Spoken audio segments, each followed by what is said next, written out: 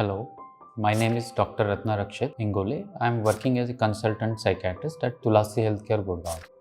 Today I am going to give you some information about disorder or a problem called schizophrenia. Schizophrenia ये जो बीमारी है ये हमारे थिंकिंग, जजमेंट और परसेप्शन को अफेक्ट करती है। ऐसा देखा गया है कि ये बीमारी जो है ये लगभग दुनिया के 1% पॉपुलेशन को अफेक्ट करती है और इस बीमारी में विभिन्न प्रकार के सिम्टम्स होते हैं, डिफरेंट टाइप के सिम्टम्स होते हैं जिसको हम लोग डिल्यूजन्स कहते हैं, हेलुसिनेशंस कहते हैं, पॉजिटिव सिम्टम्स कहते हैं। साथ में डिसऑर्गेनाइज थिंकिंग और स्पीच होती है और कुछ नेगेटिव सिम्टम्स या कैटाटोनिक सिम्टम्स भी होते हैं।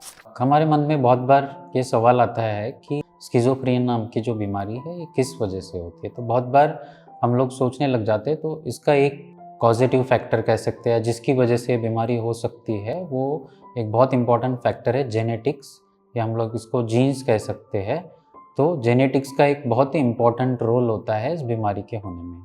तो ये जो बीमारी है ये काफ़ी एक गंभीर बीमारी मानी जाती है। जहाँ तक इस बीमारी के बारे में ये कहा जाता है कि ये बीमारी काफ़ी हद तक आनुवंशिक है या हेरिडेटरी है, या इसमें जेनेटिक्स काफ़ी रोल प्ले करते हैं। लगभग ऐसे कहा जाता है कि 60 to 80% रोल होता है जेनेटिक्स का इस बीमारी का होने में। और ऐसा देखा गया कि जितना फैमिली में क्लोज रिलेटिव अगर है तो उतना ज़्यादा चांस होता है कि आने वाले जो जनरेशन है या उसको फैमिली में जो लोग हैं उनको स्किज़ोफ्रेनिया होने का चांस उतना ही बढ़ जाता है। क्लोज रिलेटिव जिसको हम लोग कह सकते हैं कि पेरेंट्स हो गए, सिबलिंग्स हो गए, इनको हम लोग क्लोज रिलेटिव्स कह सकते हैं या फर्स्ट डिग्री रिलेटिव्स कहते हैं। तो अगर किसी के फैमिली में ये बीमारी है तो उनको बीमारी होने के चांसेस बढ़ जाते हैं। अगर किसी एक पेरेंट को ये बीमारी है तो रिस्क है, अगर 2 पेरेंट्स को है तो और भी ज़्यादा रिस्क है। तो जेनेटिक्स का एक बहुत ही इम्पोर्टेंट रोल है इस बीमारी के होने में। लेकिन यहाँ पर एक बात समझना बहुत ज़रूरी है कि सिर्फ जेनेटिक्स ही रोल प्ले नहीं करते हैं स्किज़ोफ्रेनिया होने में, साथ में जो हमारा एनवायरनमेंट होता है उसका भी काफ़ी रोल होता है स्किज़ोफ्रेनिया बीमारी के होने में। तो ये 2 फैक्टर्स जिसको हम लोग जेनेटिक्स और एनवायरनमेंट कहेंगे, ये दोनों एक दूसरे के साथ मिल के ये बीमारी इसमें होती है। इसका मतलब जेनेटिक्स और एनवायरमेंटल फैक्टर्स कंबाइन होके स्किज़ोफ्रेनिया की जो बीमारी है उसमें रोल प्ले करते हैं।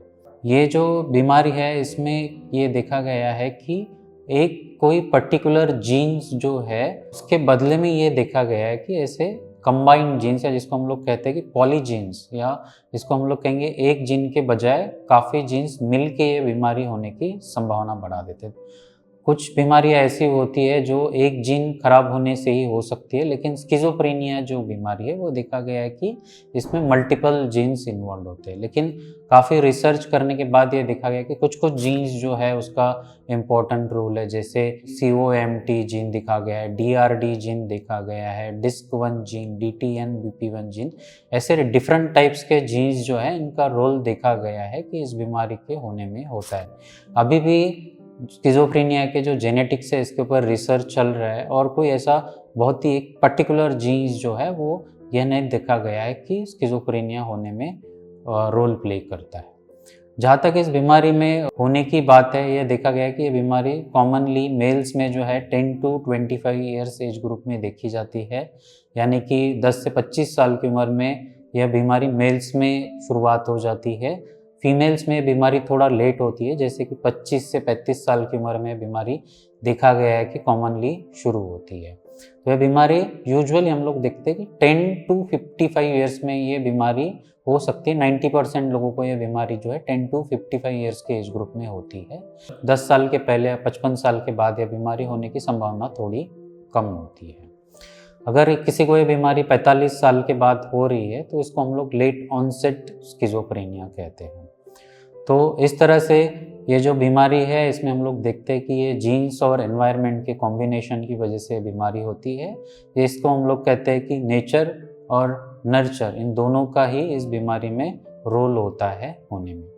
मैं उम्मीद करता हूँ कि मेरी दी गई जानकारी से आपको कुछ मदद मिली होगी। अगर आपके मन में कोई भी सवाल है, कोई भी डाउट्स है, तो आप हम लोग तक पहुँच सकते हैं। Thank you.